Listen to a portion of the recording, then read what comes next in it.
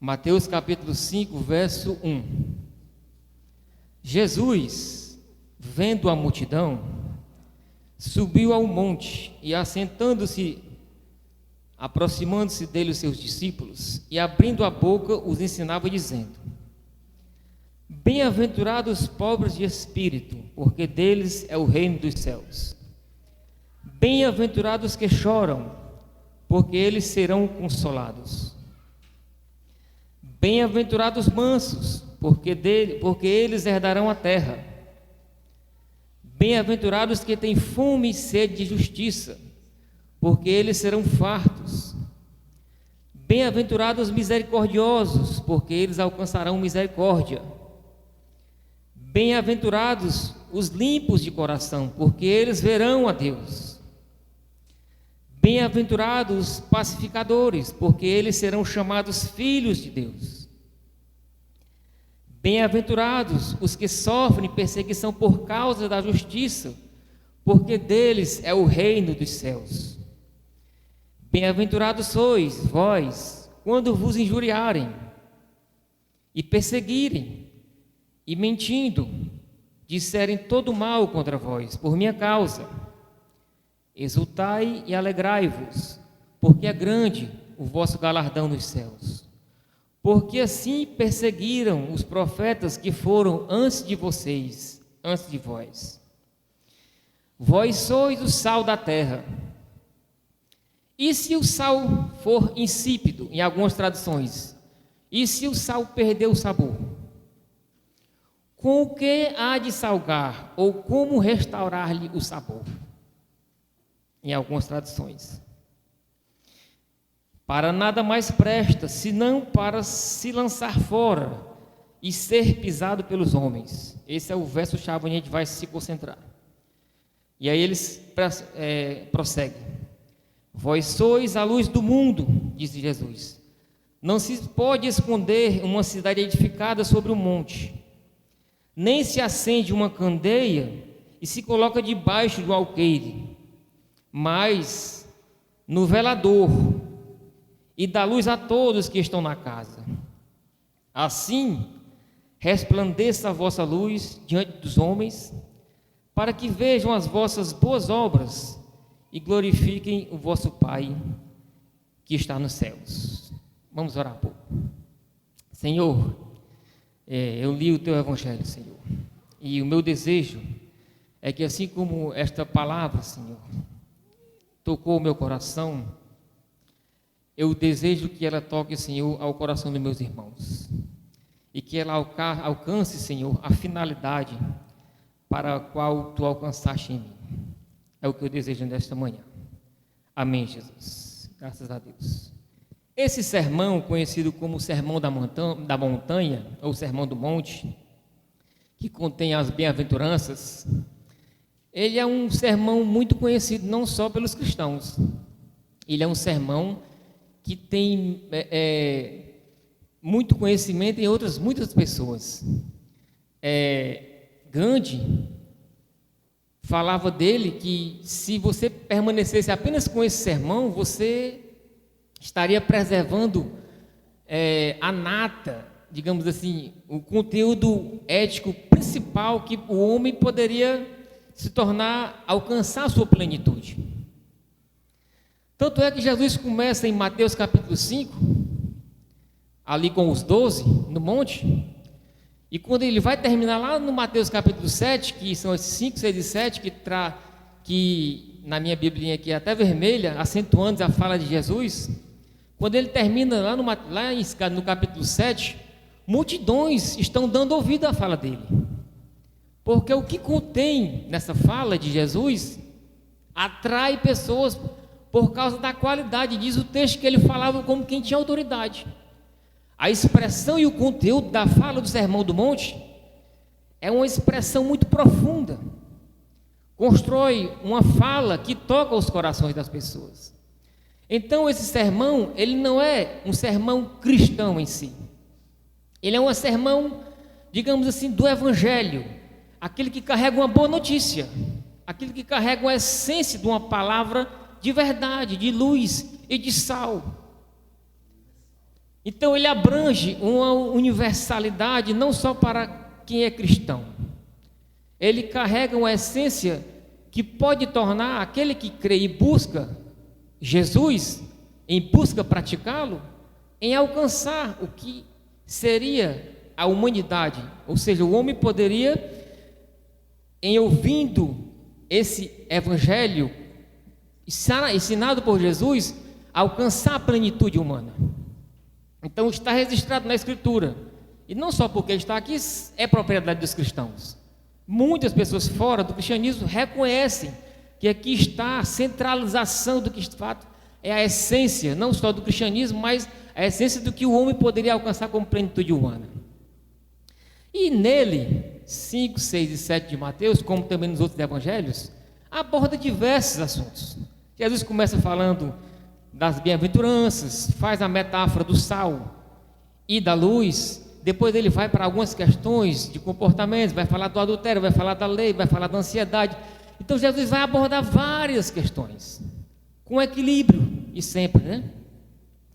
E hoje eu queria falar um pouco sobre o sal, porque nesse relato, quando Jesus chega no verso 13, uma coisa me chamou a atenção, porque Jesus diz assim: vós sois o sal da terra.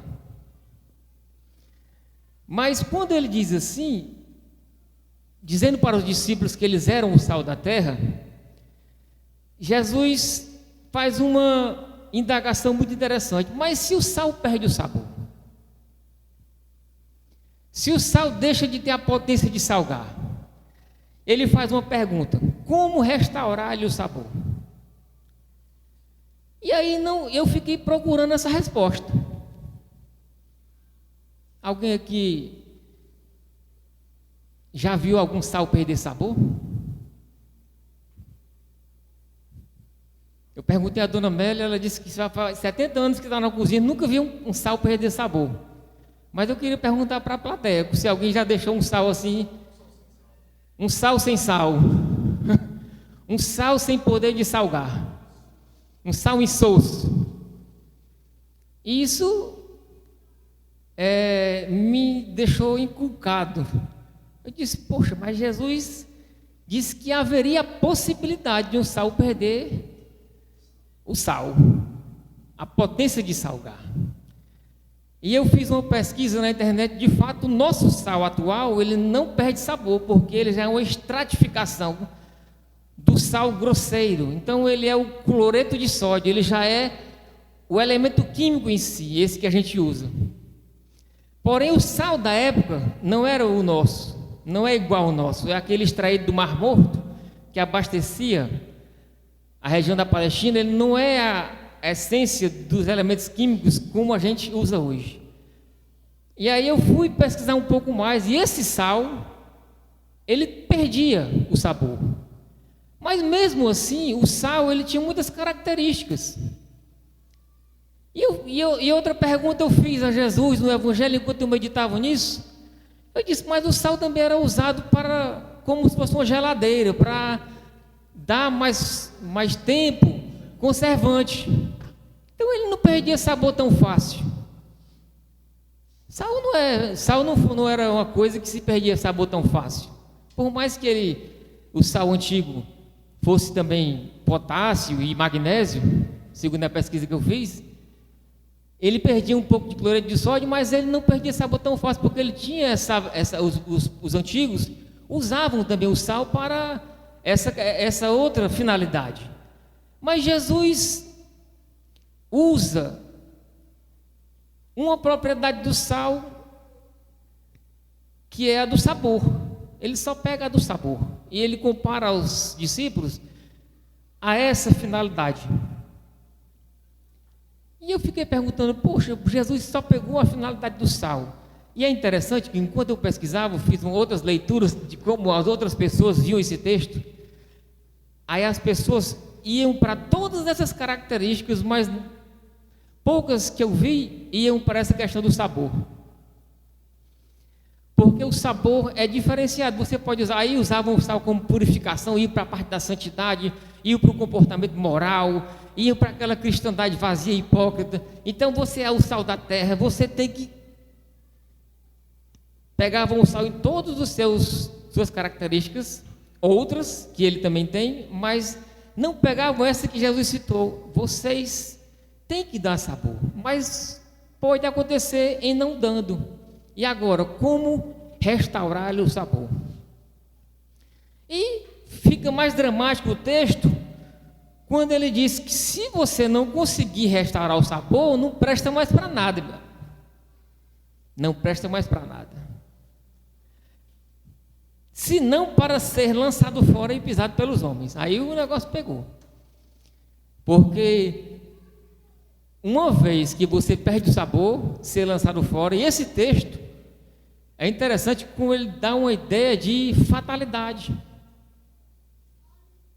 Esse texto já foi usado muitas vezes para condenar pessoas. É um texto que você, olhando da temática da salvação, você diz: meu irmão, se você perder o sabor, você está perdido. Porque você não vai servir mais para nada, você só vai servir para ser pisado pelos homens. E olhar dessa perspectiva, meu amigo, muita gente sofreu. Porque foi usado para pessoas que sabiam de fato do que se tratava do contexto, e aí pessoas que não tinham entendimento se colocaram na posição que não servia mais para nada. Por quê? Porque não conseguia viver como sal. E a proposta de viver como sal era uma proposta ideologizada cristã. Por quê? Porque a proposta ideologizada cristã foi a que se apropriou do texto. Por quê? Porque ser sal e ser luz, no contexto ocidental, é ser cristão. É fazer parte da religião cristã. É confessar as doutrinas cristãs. Então, uma vez que não se consegue, uma vez que não se faz parte desse contexto, você não vai servir mais para nada a não ser pisado pelos homens. Esse é o contexto do sal. Esse é... E aí, mais na frente, Jesus vai dizer... E aí, eles também pegam, mais na frente, a mesma coisa da luz e da treva. É a mesma interpretação segue aqui e vai mais para baixo. Se você não é luz, você vai ser treva. Então esse contexto sequestrado pela religião deixa o indivíduo condenado. E aí imagine só, você receber uma condenação dessa de que não vai mais servir para nada, a não ser pisado pelos homens. Então, trazendo para o contexto, quando Jesus diz: vós sois o sal da terra, vós sois a luz do mundo, Jesus vinha falando das bem-aventuranças. Jesus começa o texto dizendo: bem-aventurados os pobres, bem-aventurados os que choram, bem-aventurados os mansos, bem-aventurados os que têm fome de justiça, bem-aventurados os limpos. Então ele vem trazendo todo um contexto. E aí porque as nossas Bíblias com as divisões, a gente pensa que ele muda de assunto, mas ele continua. Aqueles que conseguem andar nesse trilho são sal. Aqueles que vivem na prática da justiça, da bem-aventurança, conseguem ser sal. Então, a leitura do contexto vai nos dando uma nova visão, vai tirando a gente do contexto religioso. Ou seja, existem muitas pessoas que são sal da terra e luz do mundo, que não fazem parte do nosso meio. Por quê? Porque são misericordiosos, porque são humildes, porque buscam a justiça, porque são pobres de espírito e nunca estiveram no meio de um grupo religioso. E Jesus diz: essas pessoas são sal da terra. Luiz Gonzaga foi sal da terra. Luiz Gonzaga, profeta. Muitos e muitos. Luz do mundo, aqui do Nordeste. Luz do Nordeste para o mundo. Sal da terra. Pessoas que nunca confessaram assim como a religião confessa, mas vêm seguindo o processo das bem-aventuranças. Por quê? Porque Jesus, quando cita a comparação do sal com o sabor, ele pega a metáfora e a compara com o sabor, como eu já citei, porque o sabor é o essencial do sal. O sal sem sabor realmente não serve para nada. Jesus poderia ter citado o sal de várias formas, como o mundo antigo o usava de várias formas. No próprio templo em Jerusalém, era símbolo de santidade, servia para manter o sacrifício um pouco mais tempo, né, de purificação. Várias formas do sal era usado. Mas Jesus pega o sabor que é a comparação essencial do sal. Então, a finalidade do sal é salgar. E a característica é distorcida quando ela foi sequestrada pela religião. E o que me preocupou mais nesse texto foi a sentença. Existe uma sentença no texto. Qual é a sentença? Ser pisado pelos homens. Existe uma sentença.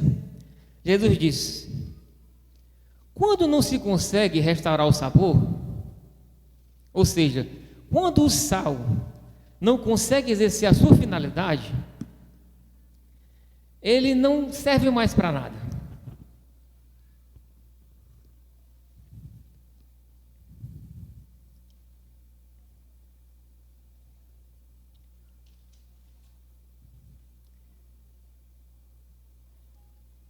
Por quê? Porque eles perdem a sua finalidade. E aí por que Jesus disse que seríamos pisados? E aí eu fui buscar. No tempo de Jesus, existia um evento no qual o sal era pisado. E Jesus, valendo-se dessa comparação, traz para os discípulos o ensinamento.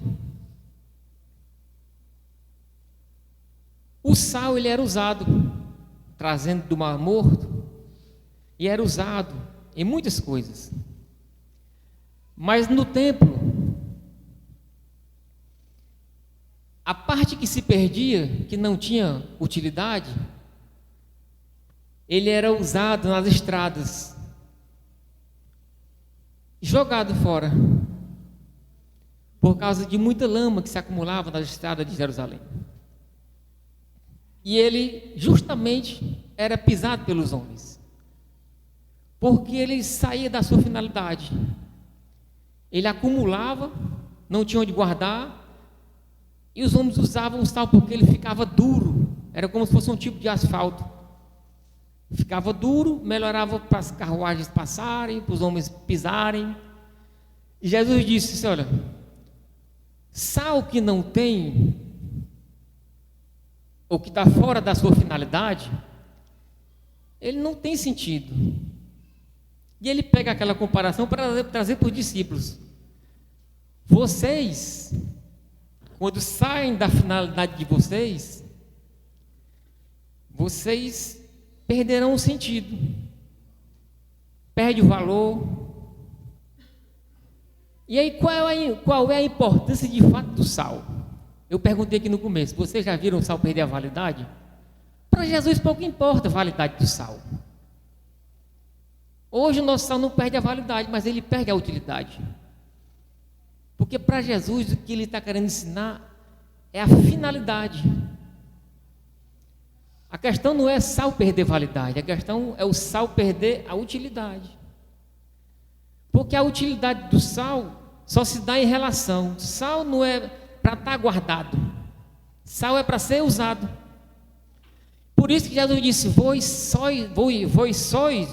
sois o sal da terra. Sal em relação a alguma coisa. Sal só existe em relação a.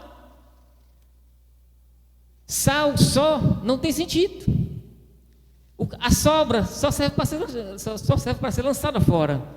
Então o sal só tem sentido se ele existir em relação a alguma coisa. Para quem cozinha, só serve na comida. É interessante que eu, conversando com um amigo, e eu fiz a mesma pergunta que eu fiz para a dona Amélia: tu já viu um sal perder validade? Ele disse: rapaz, nunca vi, é o dono do buffet. Mas se tu não usar, para que serve? Para nada. Então, pouco importa o sal perder validade, mas é um grande perigo o sal perder a utilidade, ou seja, perder a finalidade. Qual é a finalidade? Salgar. Por isso Jesus disse: se perder essa finalidade de dar sabor, é por isso que Jesus disse: vocês são chamados por mim. Lá no capítulo 4 ele sai chamando todos. No começo vocês agora estão aqui perto de mim, chamados para dar sabor. E aonde? Na terra. Mas o sal, ele tem outras características do sabor em si, que está dentro do sabor. Quando ele vai para dar sabor, ele não tem a intenção de tornar a comida sal, entendeu? Não tem a intenção. É um grande erro da religião, que foi o que aconteceu na Idade das Trevas com o cristianismo. Ele tentou tornar o mundo sal, entendeu? O mundo ficou treva ao invés de luz. O cristianismo tentou salgar o mundo, mas não salgou na medida certa. Aí ele tornou o mundo uma pilha de sal. Então, ao invés de trazer luz, trouxe trevas. Porque o sal não tem intenção de tornar a comida sal. Ele tem só a intenção de realçar o sabor que já existe na comida. A igreja, a religião pensa que o mundo não tem sabor. O mundo já tem o sabor. O sal vem para realçar o sabor. O que Deus criou já existe, está massa. As bem-aventuranças, o evangelho vem para dar luz, para dar sabor ao que já existe. Não é para acabar com o que já existe. Porque quando nós tentamos colocar sal demais, é aquele cara que quer ser crente demais. Já viu? Como ele acaba melando tudo, acaba tudo. Como para não dizer outra palavra aqui, né? Mas ao invés de melhorar o ambiente, ele acaba com o ambiente, meu amigo. Quer tornar o ambiente horrível para a convivência. Não dá. Não tem que aguente sal demais. Sal demais não tem que aguente, meu amigo. Luz demais cega a gente. Luz demais cega a gente. Já pensou um ambiente com luz demais? A gente não consegue ver. A drogazinha, né? Então, é desse jeito. O sal, ele tem algumas finalidades que pertencem ao sabor. O sal não tem a intenção de tornar a comida sal. Ele vai se diluindo, vai desaparecendo. E existe uma relação: sal, sabor, gosto. Quem prova sente o sal, mas não vê. Então, o testemunho do sal é sentido, é silencioso, né? É diferente. Ele não quer aparecer para todo mundo. É diferente. Então Jesus vai nessa história: olha, meus irmãos, vocês querem me seguir? Jesus foi esse tipo de sal, entendeu? Era quase que imperceptível algumas maneiras dele lidar com as pessoas. Mas ele passava deixando sabor, meu amigo, iluminando as ruas e vielas de Jerusalém, dando sabor às pessoas. As pessoas chegavam perto dele, insossas, saíam com sabor. Jesus era esse homem. Jesus era esse homem. Então Jesus: olha, vocês querem de fato ser sal? Não precisa estar querendo impor. É interessante. Eu já fui esse cara, meu amigo, é horrível, tentando salgar as pessoas. Pense numa coisa horrível. Você tentando fazer com que as pessoas sejam você, seja o sal que você. É horrível. colocar na pessoa o tempero de moralidade, de justiça, de religiosidade. É uma imposição de sal. Meu amigo, não tem que aguente. Você fica chato. Você fica chato. E aí eu fiquei pensando, já pensou se todo mundo deseja ser sal desse jeito? Aí não tem que aguentar esse mundo. Quando o nosso mestre, o nosso Deus, atraía pessoas, o testemunho de muitas pessoas repelem. Que tipo de sabor é esse? Então Jesus se apropria disso e chama seus discípulos. Prestem atenção. Dar sabor é saber a medida certa. Já dizia esse meu amigo, na cozinha menos é mais. Porque se você errar o prato, você tem como consertar depois. Mas se exagerar, perde. Então não queira imputar sobre o outro o que já é tempero para você. Viva o que você consegue viver para você, como ser pobre de espírito, a sua mansidão, a sua fome de justiça, buscando ser limpo de coração. Volte sempre ao contexto do que Jesus ensinou antes.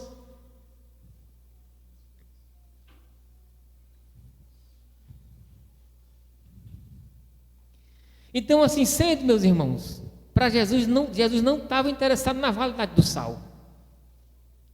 Por mais que o sal hoje não perca sabor, a questão é a utilidade. O sal sem utilidade não tem sentido. Ele vai ser jogado fora. Ele vai ser usado para outra finalidade. Ele vai ser pisado. Ele não vai dar sabor. E quando é que a gente começa a perder o sabor? Já que ele disse que é uma possibilidade. É uma possibilidade que a gente viva uma vida que comece a ser insípida, sem sabor, sem gosto. Possível. Jesus deixa claro. Se o sal perdeu o sabor, vocês foram chamados para essa caminhada. Mas pode ser que na caminhada o sal perca o sabor, ou seja, vocês deixem de utilizar-se como aquele que tempera, aquele que fogem da relação, porque eu disse, sal só tem sentido em relação a, é relação, sal é relação. Então, quando eu começo a perder o sabor, quando eu me ausento das relações, eu começo a perder sabor. Porque só nas relações, voltando de novo para o sermão, é que eu consigo exercer misericórdia, é que eu consigo exercer perdão, é que eu consigo exercer justiça, é que eu consigo exercer acolhimento. Quando eu me ausento das relações, o sal perde o sentido. Por isso que às vezes as pessoas deixam de congregar, de estar junto. É uma fuga das relações. As pessoas se ausentam por mágoa, por ressentimento, perdendo o sabor. Porque Jesus falou isso para os discípulos, mas é para a vida. Eu comecei dizendo aqui, para a vida, vale para todos. Quem tem um coração sábio entende isso aqui, é para todos. É para a relação, é para dar sabor, é para ser sal, dar sabor é para ser luz, é para iluminar o caminho. O sábio, aquele que deseja seguir, ao se ausentar das relações, está começando a perder o sabor. A vida fica sem gosto. se ausentou das relações, perdeu a finalidade. E a finalidade é relação. Porque se sal não tiver relação, ele vai salgar o quê? Tem que ter gosto. E quantas das vezes nós nos encontramos assim, sem sabor, né? Uma vida sem finalidade, uma vida sem gosto. E a questão não é se vamos perder a validade. A questão é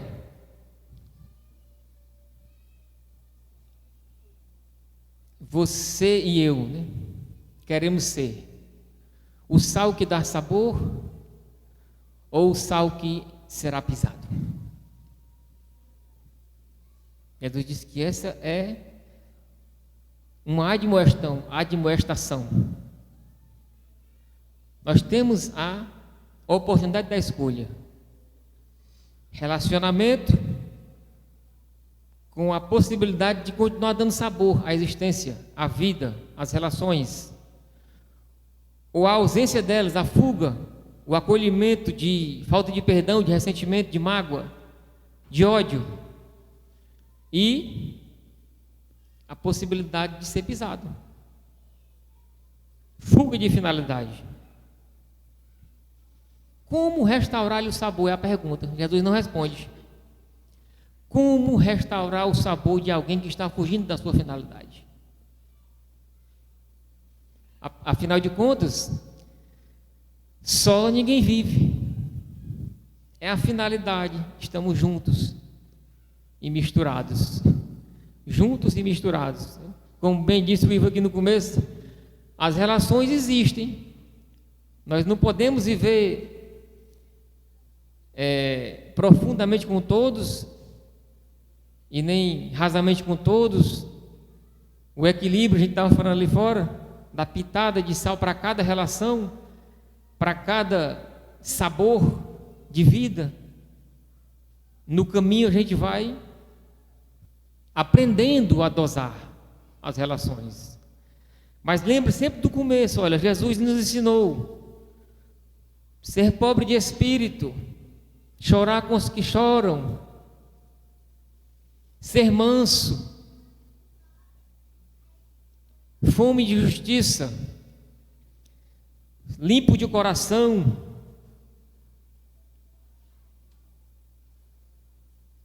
Sabe por quê? Aí Jesus diz assim: exultai-vos e alegrai-vos, porque é grande o vosso galardão nos céus, porque assim perseguiram os profetas. Ou seja, já houve gente que foi assim antes de vocês.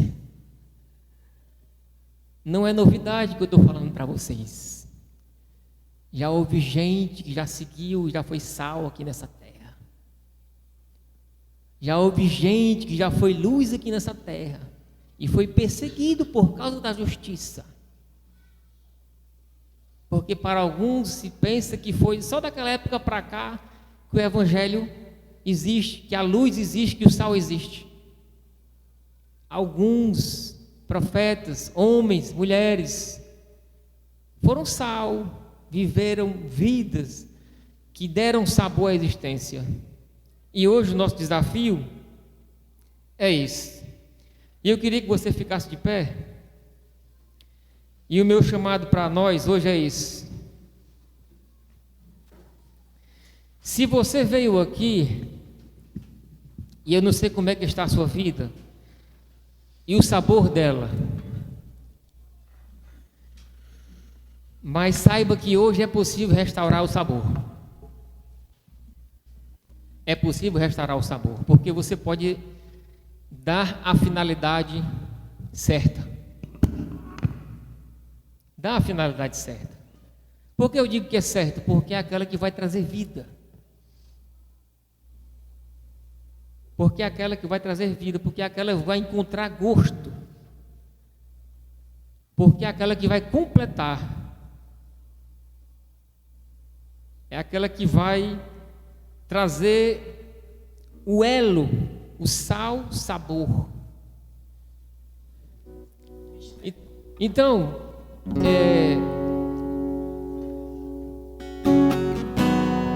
eu queria que você fechasse seus olhos. E se você entendeu,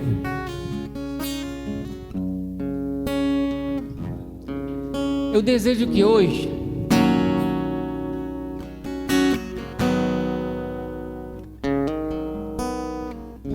a palavra possa ter encontrado morada em você.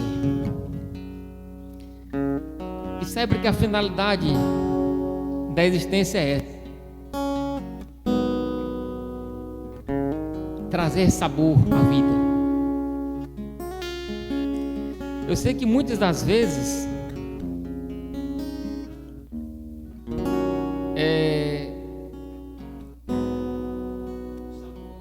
não aparece. Fica difícil sentir sabor. Fica desgosto.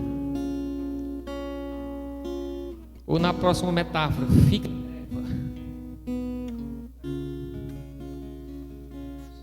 fica treva.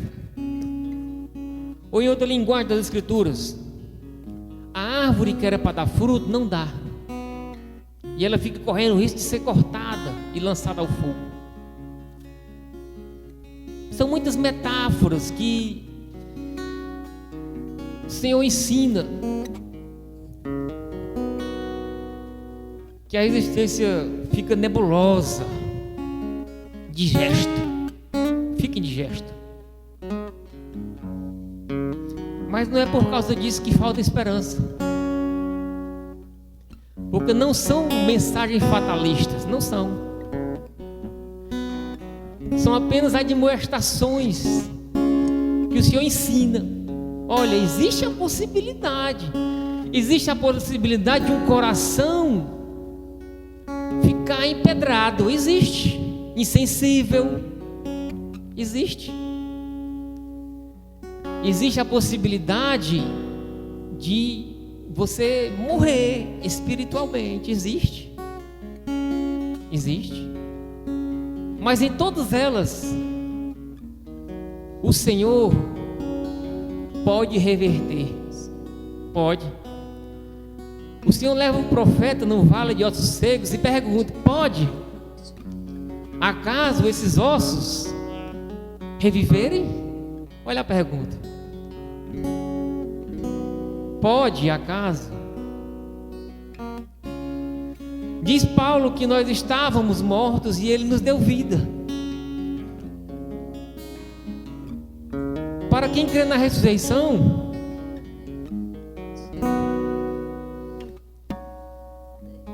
crer na restauração de um sal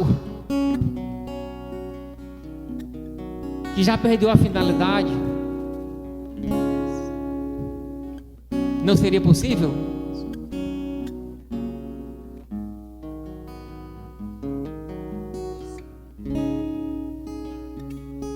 Crer que aquele que troca um coração de pedra por um coração de carne, não seria possível de trazer uma finalidade novamente, de trazer alegria novamente, de dar sabor novamente à vida daquele que já perdeu a esperança? Aquele que chama da sepultura um que já estava há 4 dias morto e dizer: vem para fora.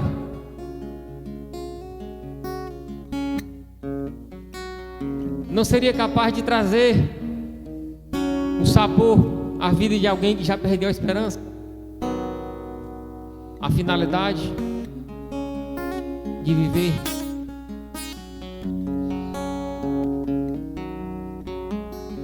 Que o Senhor possa nos dar esperança sempre, pela sua graça, pelo seu amor e pela sua infinita misericórdia, porque Ele é luz própria, Ele é luz autêntica, Ele é a luz verdadeira que ilumina todo homem.